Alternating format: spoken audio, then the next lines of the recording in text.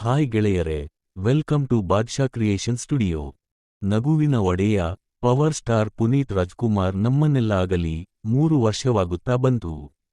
ಅಪ್ಪು ಇಲ್ಲದ ನೋವು ಇನ್ನೂ ಅಭಿಮಾನಿಗಳನ್ನು ಕಾಡುತ್ತಲೇ ಇದೆ.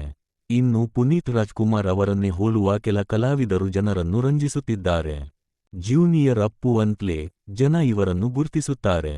ಪವರ್ ಸ್ಟಾರ್ ವಾಯ್ಸ್ ಮಿಮಿಕ್ರಿ ಮಾಡುತ್ತಾ ಅವರದ್ದೇ ಸ್ಟೈಲ್ನಲ್ಲಿ ಅವರೆಲ್ಲ ಸದ್ದು ಮಾಡುತ್ತಿದ್ದಾರೆ. ಆನಂದ್ ಆರ್ಯ ಎಂಬುವವರು ಕೂಡ ಜೂನಿಯರ್ ಅಪ್ಪು ಎಂದೇ ಖ್ಯಾತರಾಗಿದ್ದಾರೆ.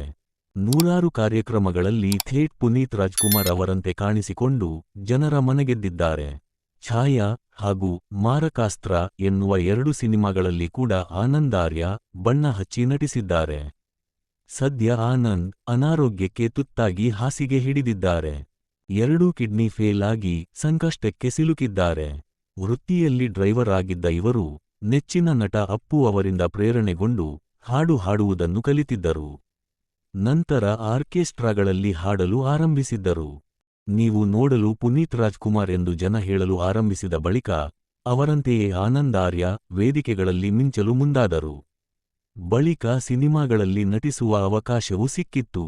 ಸದ್ಯ ನಗರದ ವೈಟ್ಫೀಲ್ಡ್ ಬಳಿಯ ಆಸ್ಪತ್ರೆಯಲ್ಲಿ ಆನಂದ್ ಆರ್ಯ ಚಿಕಿತ್ಸೆ ಪಡೆಯುತ್ತಿದ್ದಾರೆ. ಈ ವಿಡಿಯೋ ನಿಮಗೆ ಇಷ್ಟ ಆಗಿದ್ರೆ ಲೈಕ್ ಮಾಡಿ, ಹಾಗೆ ಚಾನಲ್ಗೆ ಹೊಸಬರಾಗಿದ್ದರೆ ಸಬ್ಸ್ಕ್ರೈಬ್ ಮಾಡ್ಕೊಂಡು ಸಪೋರ್ಟ್ ಮಾಡಿ.